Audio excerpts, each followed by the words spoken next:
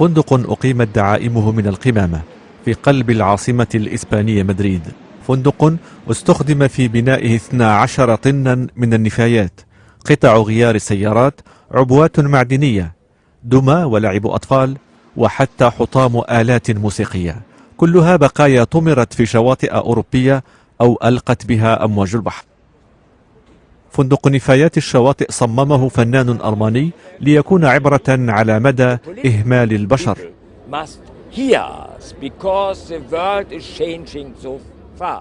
ينبغي على الساسة أن يصغوا لنا هذه النفايات ترينا خطورة الوضع وكيف تحولت المحيطات إلى أكبر مكب نفايات في الأرض. ليس عرضا للفرجة فحسب، فثمة غرف يمكن المبيت فيها لأنها معقمة سلفا. صحيح أنه يفتقر للحمامات وخدمة الغرف، لكنه يتوفر على 5 غرف لشخصين والإقامة فيه بالمجان.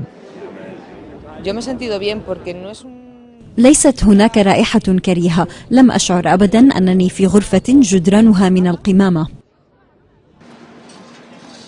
وقع الاختيار على مدريد لاستضافة فندق القمامة في سياق التحضير للمعرض الدولي الذي سينظم هنا قريبا، والغرض من ذلك تسليط الضوء على الجانب السلبي من متعة السفر وقضاء العطل في الخارج، والكم الهائل من النفايات التي يخلفها المصطافون وراءهم.